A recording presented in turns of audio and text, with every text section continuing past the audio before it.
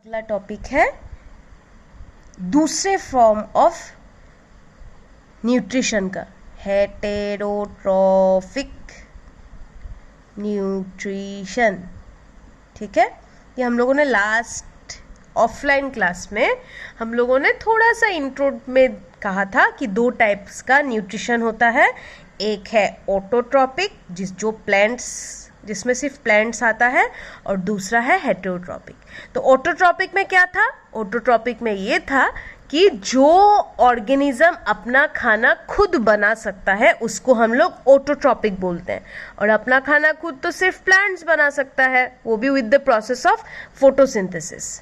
ठीक है, heterotrophic nutrition मतलब ठीक ऑटोट्रॉपिक का उल्टा वाला। इसका मतलब क्या है? Heterotrophic nutrition is that type of nutrition in which living organism is dependent on some other organism या फिर कोई दूसरा लिविंग्स।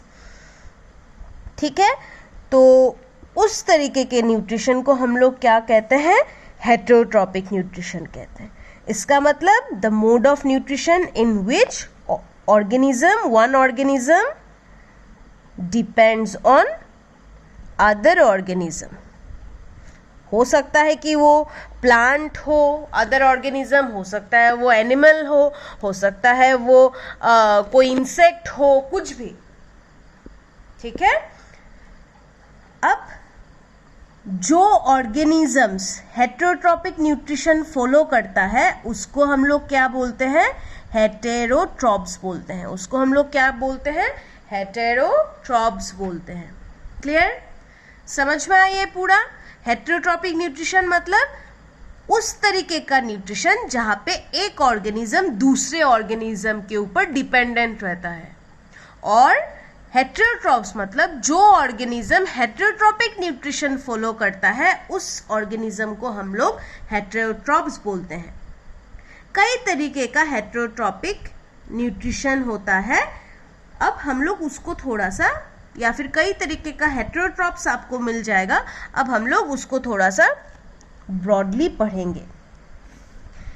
आपके बुक में 4 तरीके का हेटेरोट्रॉप्स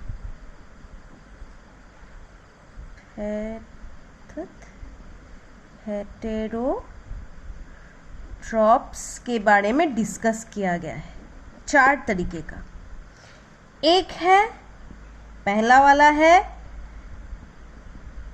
इंसेक्टिवोरस, इंसेक्टिवोर्स,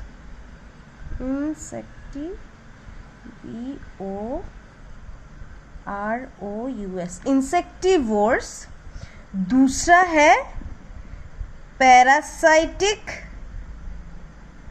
तीसरा है सैप्रोफाइटिक, चौथा है सिम्बायोटिक। ठीक है, अब आप लोगों को शायद ये 4 टाइप्स के हेटेरोट्रॉप्स के बारे में इस क्लास में सिर्फ बेसिक्स जानना है, ज़्यादा नहीं जानना है, गड़बड़ नहीं करना है, बस सिंपल डेफिनेशन, उसका एक एक एग्जाम्पल सीख लेना है, ख़त्म। यही ये चैप्टर यहीं पे ख़त्म। अब हम लोग एक एक करके ये सारे हेटेरोट्रॉप्स के बारे में पढ़ते हैं। ठीक है, पहला हो गया इंसेक्टोवोरस।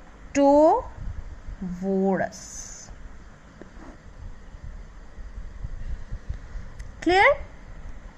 इंसेक्टोवोरस एक तरीके का प्लांट है। इंसेक्टोवोरस एक तरीके का प्लांट है। ये प्लांट क्या करता है? ये उस तरीके का प्लांट है जिसमें स्पेशल टाइप्स ऑफ लीव्स होता है। वो स्पेशल टाइप्स ऑफ लीव क्या करता है पता है? कोई भी, जैसे कि ये बटरफ्लाई है एक, इस बटरफ्लाई को वो अट्रैक्ट करेगा। उसका लीव कहीं अजीब तरीके का होता है, डिजाइंड होता है, कलरफुल होता है, वो इंसेक्ट्स को अट्रैक्ट करता है, और इंसेक्ट अट्रैक्ट होके जब उसमें बैठता है ना, तब वो उसको ट्रैप कर लेता है। क्या कर लेता है? ट्रैप कर लेना। ट्रैप करना मतलब उसको जाल में फंसा देना, अपने जाल में। ठीक है, तो ये इंसेक्टोवोर्स उस तरीके का प्लांट है जो इंसेक्ट्स को अपने जाल में ट्रैप कर लेता है. These are the plants, specialized plants with specialized leaves which attracts traps, और ये ट्रैप करने के बाद उस इंसेक्ट को गटक लेता है, मतलब खा लेता है. ये बटरफ्लाई अगर आके बैठा ना, ये अपने पत्ते को इस तरीके से फोल्ड करेगा और इससे एक लिक्विड सा कुछ निकलेगा, ये बटरफ्लाई गायब हो जाएगा, वो खा लेगा. और इस तरीके का प्लांट को इन इंसेक्ट्स पे क्यों डिपेंडेंट होना पड़ता है? क्योंकि इस तरीके का प्लांट्स फोटोसिंथेसिस अपने आप नहीं कर सकते हैं, इसीलिए उनको दूसरे इंसेक्ट्स पे डिपेंड करना पड़ता है. ठीक है.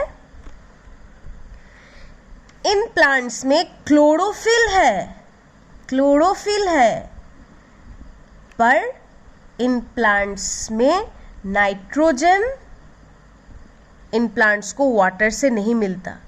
मतलब जो ये प्लांट्स जहाँ पे जिस मिट्टी में उगते हैं ना, उस मिट्टी में नाइट्रोजन एकदम नहीं है. और नाइट्रोजन एक ऐसा एसेंशियल न्यूट्रिएंट है जिसके बगैर वो वाटर का जो लीफ तक पहुँचना कोई काम का नहीं है. नाइट्रोजन सॉइल में होना ही चाहिए. वाटर में नाइट्रोजन वाटर के थ्रू जाना चाहिए लीफ तक, तब लीफ खाना पका सकता है. मिनरल्स चाहिए. पर इस तरीके के प्लांट्स ऐसे जगह पे उगते हैं जहाँ पे नाइट्रोजन बिल्कुल नहीं रहता. तो क्या होता है, ये क्लोरोफिल होने के बावजूद भी ये लोग खाना नहीं बना सकते, फोटोसिंथेसिस नहीं कर सकते हैं. इस वजह से ये लोग अपना पेट पालने के लिए, ये लोग प्रोटीन्स को लेने के लिए ये लोग क्या करते हैं, ये इंसेक्ट्स को ट्रैप कर लेते हैं और उसी को डाइजेस्ट करते हैं. जैसे कि इसका एक बेस्ट एग्जाम्पल है पिचर प्लांट. क्या है? Pitcher plant. उसी तरीके से आपको दूसरा भी मिलेगा, वेनस फ्लाई ट्रैप, फिर डोरसेरा, कई तरीके का इंसेक्टिवोरस प्लांट्स आपको मिलेगा. क्लियर? नाम से ही पता चल जाता है वैसा प्लांट जो इंसेक्ट पे डिपेंड करता है, जो इंसेक्ट को खाता है. ठीक है. अब अगला टाइप का हेटेरोट्रॉप्स है पैरासाइटिक प्लांट्स. ये प्लांट्स ना मच्छर की तरह होता है.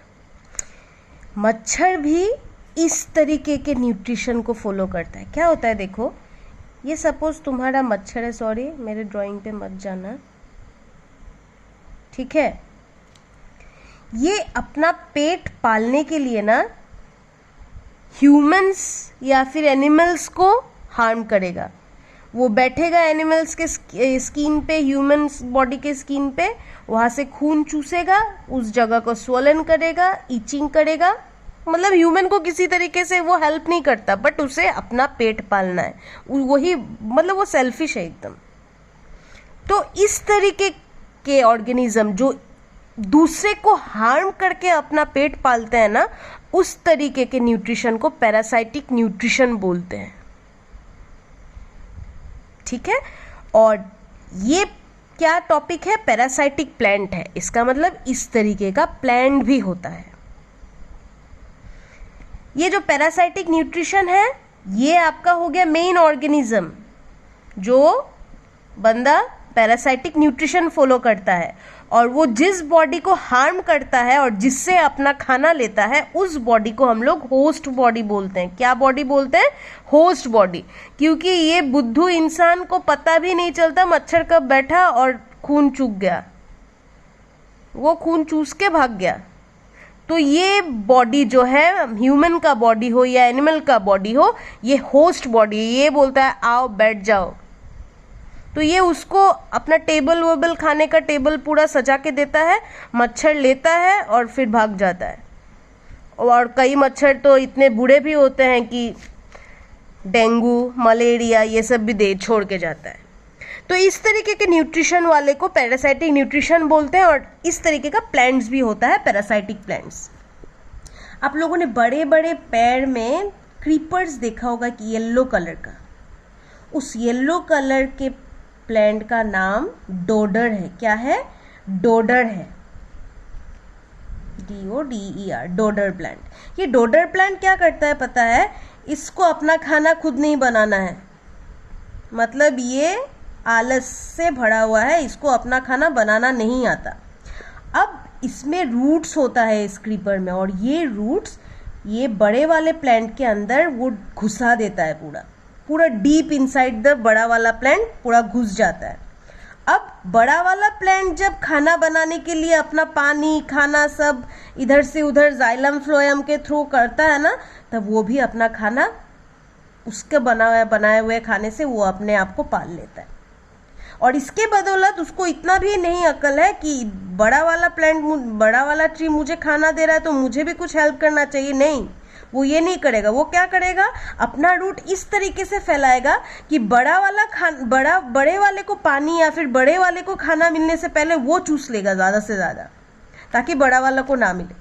इसका मतलब ये क्या कर रहा है, ये सेल्फिश की तरह एक तो उस पर क्रीपर की तरह लटका हुआ है, और ऊपर से उसका खाना भी वो खत्म कर रहा है। तो इस तरीके के न्यूट्रिशन को हम लोग क्या बोलते हैं, पैरासाइटिक न्यूट्रिशन बोलते हैं। और ये प्लांट जो डोडर जो प्लांट है, ये प्लांट हो गया क्या प्लांट, पैरासाइटिक प्लांट।